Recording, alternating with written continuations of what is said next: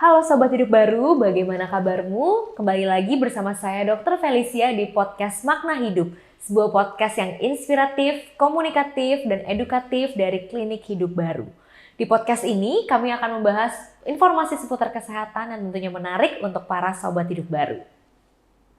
Di podcast episode ke-6 ini, bintang tamu kita adalah Dr. Yvonne Ruslimin, Diploma Siptek, yang menempuh pendidikan kedokterannya di FK Unika Atmajaya dan melanjutkan diploma estetiknya di PIBI Jakarta dan rutin melakukan training mulai dari thread lift, botox, filler, formulasi BIMTEK mulai dari tahun 2012 sampai 2022. Halo Dr. Yvonne, apa kabar dokter? Baik dok. Senang dokter bisa mampir lagi nih ke podcast. Saya juga senang ketemu lagi sama Dr. Feli. Hari ini topik kita menarik nih dok, tentang jerawat. Saya mengalami, sobat hidup di rumah mengalami, ternyata remaja muda sampai orang dewasa juga bisa mengalaminya dokter ya. Kita mulai aja nih dok, ngobrol-ngobrol soal jerawat. Siap. Mungkin dari yang umum dulu nih dok. Apa sih sebenarnya jerawat itu? Jadi definisi jerawat itu adalah proses terjadinya inflamasi dan bahkan kadang disertai dengan infeksi pada glandula sebaceus atau kelenjar minyak di kulit kita. Dan itu ditandai dengan munculnya seperti komedo. Komedo kita tahu ya dok, ada yang whitehead, ada yang blackhead. Kemudian ditandai dengan munculnya papul, pustul, nodul, sampai ke kistika. Seperti itu dok. Apa saja sih dok yang menjadi faktor risiko atau penyebab dari jerawat itu sendiri? Oke, jadi penyebab jerawat itu banyak ya dok. Kita mulai satu-satu nih ya. Yang pertama adalah faktor hormonal. Faktor hormonal di sini paling berperan adalah hormon androgen. Ini yang paling sering dialami oleh remaja putri ataupun putra pada masa pubertas mereka. Tapi bukan hanya remaja loh dok, hormonal ini juga dialami oleh wanita hamil. Karena mereka mengalami peningkatan dari hormon estrogen dan progesteron. Itu kadang juga menyebabkan acne. Ya. Faktor kedua, itu faktor keluarga. Bukan berarti ini turunan atau bagaimana, tapi faktor keluarga biasanya kalau orang tuanya berjerawat, entah papanya atau mamanya, anaknya juga cenderung berjerawat. Dan ciri khasnya dari mereka adalah typical oily skin. Seperti itu. Yang faktor ketiga adalah faktor usia. Usia tadi kita udah sebutin ya, yang remaja atau masa pubertas itu sering sekali mengalami acne. Dan yang kedua adalah faktor usia menopause. Kenapa perempuan menopause kok bisa mengalami jerawat? Ternyata itu karena ketidakseimbangan antara hormon androgen dengan estrogennya. Jadi waktu menopause hormon estrogennya kan udah turun nih dok.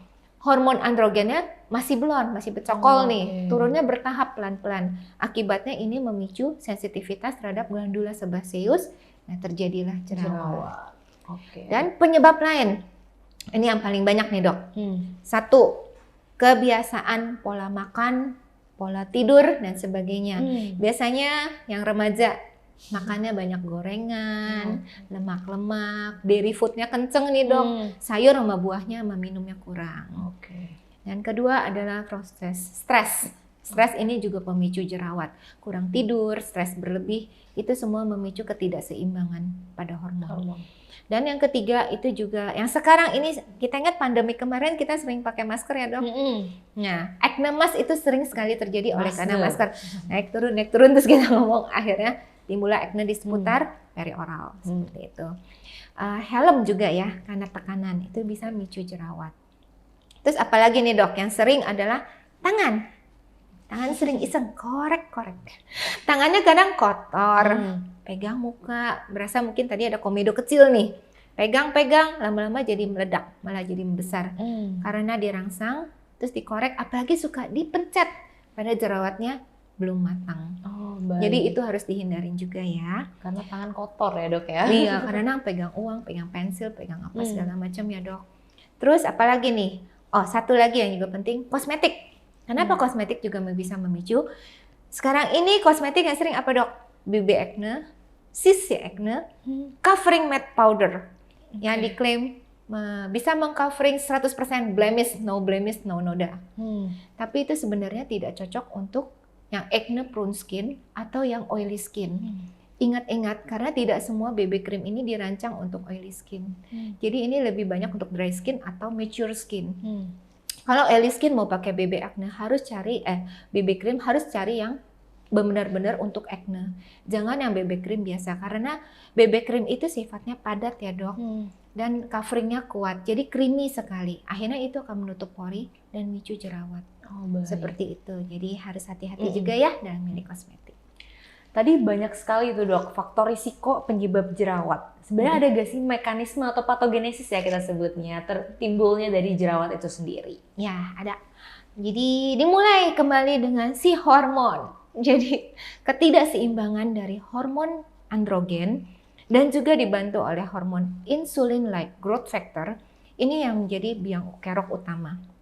Patogenesisnya dimulai dengan peningkatan aktivitas dari hormon androgen. Ini akan memicu produksi juga di glandula sebaceus. Apabila produksi di glandula sebaceus meningkat, otomatis sebum yang dihasilkan juga berlebihan. Dan kalau sebum itu udah berlebihan, dia akan mudah melekat dengan keratin di permukaan kulit. Kita tahu keratin ya, sel kulit mati di permukaan kulit. Kalau sel kulit matinya banyak, ditambah dengan polusi, tambah dengan debu, ditambah lagi dengan sebum yang melekat, itu kebayang ya dok, itu akan terjadi proses yang namanya inflamasi. Nah, proses inflamasi ini bukan hanya berdiri sendiri, dia juga akan memicu pertumbuhan atau proliferasi dari yang namanya P. acne atau Propionic Bacterium acne, yang merupakan bakteri yang penyebab acne itu bisa ada nanahnya. Oleh karena itu, ini semua berkesinambungan. Jadi dari proses inflamasi, pertumbuhan dari P. acne, ini semua akhirnya memicu yang namanya jerawat. Ditambah lagi dengan adanya ruptur dari folikel rambut yang menutup pori-pori. Oleh karena itu tadinya mungkin cuma komedo kecil ya dok ya. Komedo kecil tapi karena inflamasi akhirnya mulai membesar. Ditambah lagi dengan bakteri akhirnya jadi pustul. Dari pustul akhirnya jadi nodul. Jadi seperti itulah timbulnya acne. Baik dokter, saya mau kasih tahu dulu nih ke Sobat Hidup Baru kalau Klinik Hidup Baru juga menyuguhkan konten-konten edukatif lainnya seputar kesehatan. Sobat Hidup Baru bisa langsung cek sosial media Klinik Hidup Baru mulai dari Instagram sampai TikTok ya, karena akan lebih banyak konten informatif lainnya yang dapat menghibur dan mengedukasi para sobat. Jangan lupa untuk follow dan stay tune pada sosial media kami. Nah, untuk jerawat itu sendiri dok, ada gak sih dok tingkat keparahan dari jerawat tersebut? Ada ya dok. Jadi jerawat itu sebenarnya dibagi berdasarkan tingkat keparahannya. Ada yang namanya mild, itu yang jerawat ringan. Itu papulnya kurang dari 30 desi, jadi itu ringan.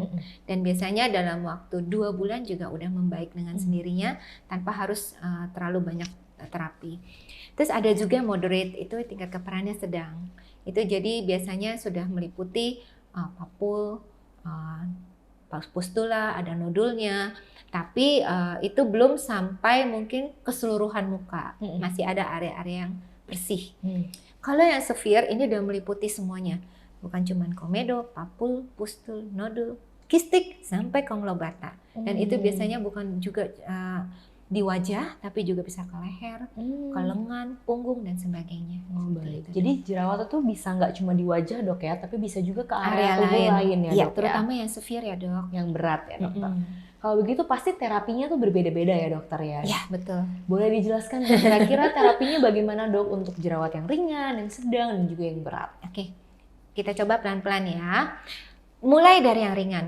Yang ringan itu ditandemkan dengan komedo, papul, tapi tidak ada pustul biasanya. Dan itu biasanya juga dialaminya kadang-kadang misalnya pada saat menstruasi, ada remaja seasonal perempuan. Iya. Pengobatannya itu cukup dengan topical terapi ya dok, misalnya seperti retinoic acid, azelaic acid, ada palen, atau juga mungkin dengan niacinamide atau B3. Dan di sini antibiotik oral mungkin belum diperlukan. Sedangkan kalau yang moderate itu kan udah ada komedonya, baik itu whitehead, blackhead, papul, pustul, nodul. Ini biasanya nodulnya mulai kelihatan besar, merah, meradang, gede gitu. Nah ini mungkin diperlukan bukan hanya topical anti acne seperti azelaic acid atau ada palen, tapi juga diperlukan BPO atau benzoyl peroxide. Cuman mesti diingat, benzoyl peroxide ini cukup iritatif ya dok. Jadi kalau mau pakai ini pastikan ada tamengnya juga, yaitu sunblock dan ada moisturizer supaya kulitnya tidak merah dan tidak iritatif. Kemudian untuk yang moderate itu juga mulai dibutuhkan antibiotik oral. Misalnya seperti doxycycline, clindamycin, atau kalau ini nggak mempan bisa pakai macrolide yaitu azitromycin. Dan untuk kasus yang remaja, beberapa orang tua mungkin mereka keberatan ya. Kalau anaknya pakai antibiotik terus-menerus dalam jangka waktu panjang, itu sekarang ini sudah ada herbal anti acne. Ini udah ada BPOM-nya juga ya dok ya. Ini aman untuk anak-anak remaja di atas usia 14 tahun, mereka bisa gunakan ini sebagai anti acne. Ya. Dan kalau sampai misalnya nodulnya nggak mau kempes-kempes nih, ada kan pasien bilang, dok ini dari minggu lalu nih dok, udah 1 minggu lebih, masih aja gedenya sama dan keras gitu. Mungkin diperlukan injeksi intralesi, tapi ini harus memang dilakukan oleh dokter. Ya. Oke, sekarang kita lanjut pengobatan untuk yang tingkat severe atau tingkat parah. Jadi itu bukan hanya komedo, whitehead, blackhead, tapi udah komplit nih dok semuanya. Pustul, papul, nodul, sampai ke kistika dan konglobata. Jadi kalau yang acne konglobata ini sih kayak nodul, tapi dia berkumpul dok. Jadi multiple nodul itu menjadi acne konglobata. Pengobatannya bukan hanya topical anti acne seperti benzoyl peroxide atau azelaic acid atau adapalene. Tapi ini sudah pasti meliputi antibiotik yang lebih lanjut seperti doxycycline, clindamycin, azitromycin, erythromycin. Dan kadang-kadang ini pun tidak berespons. Kalau sampai obat-obat terapi yang konvensional ini tidak mempan, mau nggak mau kita memerlukan obat oral yang lebih advance. Contohnya yaitu seperti obat anti hormon androgen. Ini khususnya bagi wanita ya dok, itu obat kontrasepsi atau obat KB. Cuman pemakaian obat KB ini harus berhati-hati karena ada hal-hal yang harus diperhatikan, yaitu satu, kalau pasiennya sedang dalam masa menyusui, sebaiknya kita tunggu ya dok sampai lebih dari 3 bulan. Kemudian kalau yang ada kasus seperti diabetes yang tidak terkendali, itu juga sebaiknya jangan diberikan. Lalu yang kasusnya seperti ada coronary heart disease atau gangguan jantung, ini juga merupakan kontraindikasi. Karena apa? Ada batasan tensi. Kalau hipertensinya lebih, sistoliknya lebih dari 160, diastoliknya lebih dari 100, itu juga tidak dianjurkan. Masih boleh diberikan kalau sistoliknya di bawah 140, diastoliknya di bawah 90. Seperti itu ya dok. Dan kalau misalnya satu lagi harus perhatikan, tidak boleh merokok kalau memakai obat kontrasepsi. Itu khusus yang untuk anti hormon androgen. Sekarang untuk kaum prianya itu bisa diberikan isotretinoin oral. Dosisnya 0,3 sampai 0,5 mg per kilogram berat badan. Cuman isotretinoin ini juga banyak pantangannya ya dok ya. Salah satunya harus diperhatikan kayak tadi, fungsi ginjal harus bagus. Fungsi livernya juga harus bagus. Dan kalau mau dipakai oleh wanita harus ingat-ingat, tidak boleh hamil dalam waktu 1 tahun. Karena sifatnya sangat teratogenik dan bisa menyebabkan kecacatan pada janin. Oleh karena itu isotretinoin dianjurkan pada yang pria saja. Ya, seperti itu. Oke, selain itu ya dok, ada tambahan sedikit nih mengenai jerawat. Seperti acne fulminans, ini memang kasusnya jarang ya dok. Dan ini bukan kasus jerawat severe yang biasa, karena dia disertai dengan demam, nyeri otot, dan kadang-kadang ada pembengkakan limfe serta liver. Kalau kasusnya seperti ini lebih baik langsung konsul aja ke dokter spesialis kulit setempat. Lalu ada lagi jerawat khusus untuk pada wanita hamil. Kasus jerawat pada wanita hamil ini harus ditangani dengan hati-hati karena ada beberapa obat yang memang tidak bisa diminum dan antibiotik pun harus dipilih dan tidak semuanya boleh. Contohnya yang boleh hanya erythromycin untuk wanita hamil. Untuk topical acne-nya mungkin yang aman aja ya dok, seperti azelaic acid itu masih boleh, ada palen. Tapi kalau untuk BPO atau benzoyl peroxide lebih baik dihindari. Seperti itu. Terakhir, kita juga harus apa dok? Konseling. Iya. Jadi harus ada komunikasi, informasi, edukasi. Ini penting, kenapa? Komunikasi harus berjalan 2 arah. Jadi jangan hanya dokternya yang ngomong terus pasiennya nggak ada informasi apa-apa. Kemudian harus ada informasi juga dari dokternya, seperti bagaimana cara memakai obatnya, bagaimana cara meminum obatnya berapa kali sehari. Terus juga harus memakai sunblock. Ini yang paling sering lupa. Kenapa? Pasiennya udah dibilangin berkali-kali, jangan lupa karena nanti bisa terjadi hiperpigmentasi post acne-nya. Dan kalau itu nanti pasiennya yang komplain, kok saya jadi nodanya hitam-hitam. Nah itu karena pasiennya lupa pakai sunblock. Jadi itu yang penting. Dan terakhir edukasi juga itu jangan dilupakan supaya pola hidup sehari-harinya dirubah. Misalnya kalau pola makannya kurang tepat itu diperbaiki. Kalau misalnya pasien yang banyak stres atau mungkin ada kurang tidur, terus juga kurang menjaga pola hidup sehari-hari dengan merokok, itu juga harus dihindari. Seperti itu ya dok. Baik, jadi banyak sekali ya dok sebenarnya terapi untuk jerawat ini dan juga berbeda-beda nih tergantung ringan sedang beratnya. Jadi sobat hidup baru di rumah kalau punya keluhan jerawat jangan main terapi sendiri, jangan pencet-pencet sendiri karena itu malah bikin makin parah dan makin berat jerawatnya ya dok ya. Nah, ada gak sih dok cara-cara nih supaya kita bisa mencegah timbulnya jerawat di kulit kita? Sederhana dok, bagaimana cara mencegahnya? Cukup dengan menjaga kebersihan kulit wajah setiap hari. Jadi jangan dianggap enteng ya dok. Cleanser atau sabun untuk mencuci muka dan toner itu sangat penting karena ini adalah kunci utama kebersihan kulit kita. Dengan cleanser dan toner yang tepat sesuai dengan jenis kulit kita masing-masing, itu sebenarnya sudah menyingkirkan sel kulit mati dan itu bisa mencegah proses inflamasi lebih lanjut. Dan selain cleanser dan toner juga penting kenapa? Untuk pH kulit kita supaya tetap balance dan juga dia membersihkan sisa-sisa make up yang belum terangkat. Selain cleanser toner jangan lupa moisturizer ya dok. Walaupun kulitnya oily, berminyak atau acne prone skin itu tetap harus ada pelembab. Kenapa? Pelembab ini yang akan menjaga supaya kulitnya tidak mudah iritasi, tidak mudah perih dan menjaga skin barrier kulit kita supaya tetap bagus sehingga kalau sampai kena jerawat juga cepat sembuh. Dan terakhir sunblock lagi jangan lupa karena ini yang paling sering orang anggap ringan padahal ini perlu. Sunblocknya khusus ya untuk acne ya. Beda ya dok ya? Iya, jangan sunblock biasa. Apalagi yang tadi kita sebutin apa? BB cream, CC cream. Nah itu mungkin nanti ya dok kalau acne-nya udah sembuh. Untuk pemilihan apa yang baik untuk kita juga perlu dikonsultasikan ke dokter sesuai dengan jenis kulit kita ya dok. Betul, itu penting banget karena tipe kulit dry skin itu khusus untuk dry skin. Kalau tipe oily skin beda lagi. Jadi sensitif juga beda lagi.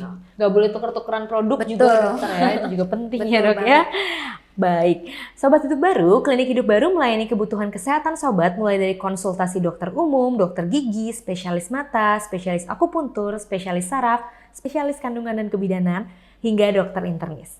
Kalian dapat menghubungi nomor 021 626 9433 atau hotline di 0812 9200 0133 untuk mengetahui informasi dan jadwal praktek dokter. Nah, mungkin dari kita nih banyak dok yang udah terlanjur pernah jerawatan gitu dok. Dan sekarang tuh masih punya bekasnya. Nah, sebenarnya bekas jerawat ini dok yang menghitam ini nih bisa hilang gak sih dok? Bisa dok, jangan khawatir. Tapi prinsipnya kayak tadi, harus punya home care product sehari-hari yang tepat. Home care product itu yang tadi kita sudah bahas, harus ada cleanser, toner. Nah, cleansernya ini untuk yang berbakat jerawat itu khusus harus bersifat non-komedogenik, non-acnogenic, non-alergik, dan non-iritatif. Kenapa? Supaya dia bisa mencegah terbentuknya komedo baru, terbentuknya acne yang baru, dan tidak bersifat perih. Jadi tidak membuat kulit itu jadi kayak rasa panas atau terbakar. Itu cleanser produknya harus bagus seperti itu. Tonernya juga sama, jangan yang mengandung astringent atau alkohol. Karena itu perih ya dok untuk kulit. Jadi ini harus dipikirkan benar-benar. Dan selain itu, cleansernya harus bisa ada sebum control untuk mengontrol kelebihan excess oilnya tadi. Tonernya juga sama. Itu satu. Terus kedua, selain cleanser, toner harus ada moisturizer yang tepat.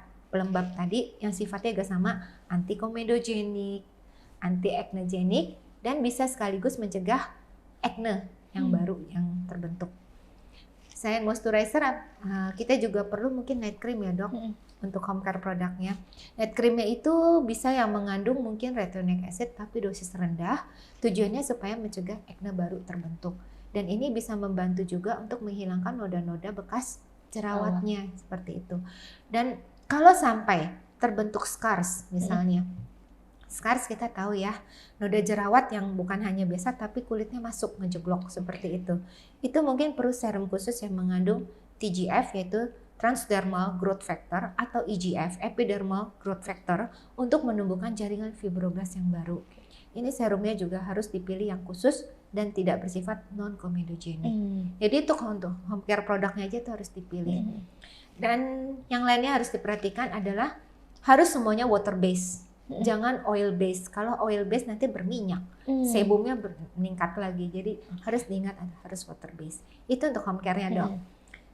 Untuk pengobatannya langsung bisa dengan melalui treatment di cabin, di klinik misalnya dengan melalui laser atau melalui chemical peeling. Yang soft chemical peeling itu bisa membantu menghilangkan nodanya lebih cepat. Sekaligus komedonya bisa langsung hilang juga.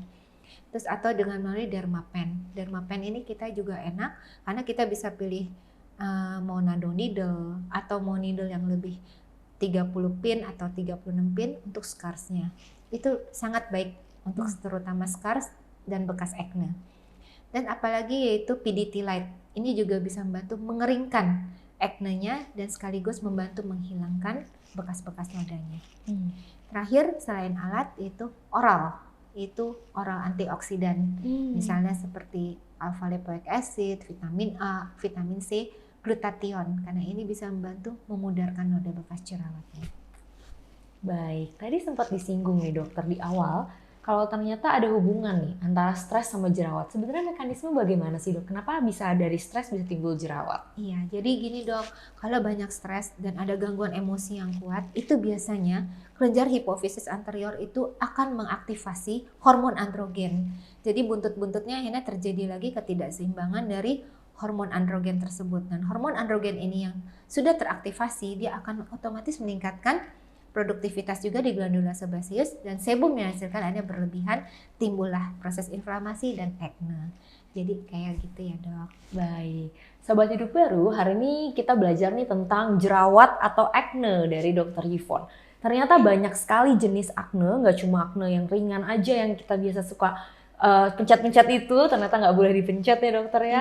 Ternyata ada juga acne yang lebih berat, bahkan bisa menimbulkan demam dan juga bisa menimbulkan gejala sistemik lainnya seperti pembesaran pada kelenjar getah bening ya dok. Walaupun jarang ya dok. Iya betul. Dan setiap acne ini memiliki terapi yang berbeda-beda dan tentunya terapinya perlu Sobat Hidup Baru konsultasikan lagi ke dokter dan jangan asal terapi sendiri karena pasti dokter spesialis kulit atau dokter praktisi kecantikan lebih tahu terapi yang terbaik sesuai dengan kondisi kulit Sobat Hidup Baru. Tidak terasa nih kita sudah sampai ke penghujung acara. Terima kasih banyak Dr. Yvonne. Sama-sama Dr. Feli. Sharing-sharing soal jerawat. Saya jadi belajar juga nih dok tentang jerawat. Saya juga senang bisa belajar bareng sama Dr. Feli. Iya, siapa tahu saya bisa mengatasi diri saya sendiri. Pasti bisa. Untuk Sobat Hidup Baru yang ingin langsung datang ketemu sama Dr. Yvonne, bisa langsung datang ke Klinik Hidup Baru setiap hari Rabu pukul 8 sampai 4 sore atau bisa juga menghubungi 021 626 9433 atau hotline di 0812 9200 0133 untuk melakukan appointment. Sobat Hidup Baru penasaran dengan informasi seputar kesehatan atau langkah sehat lainnya? Bisa follow Instagram dan TikTok @klinikHidupBaru. Jangan lupa subscribe channel ini, like videonya, share ke teman-teman yang membutuhkan, dan aktifkan bel notifikasi agar tidak ketinggalan informasi dari kami. Saya Dr. Felicia, saya pamit undur diri. Nantikan episode podcast Makna Hidup hanya di channel YouTube Klinik Hidup Baru. Bersama Makna Hidup, hidup sehat lebih bermakna. Sampai jumpa.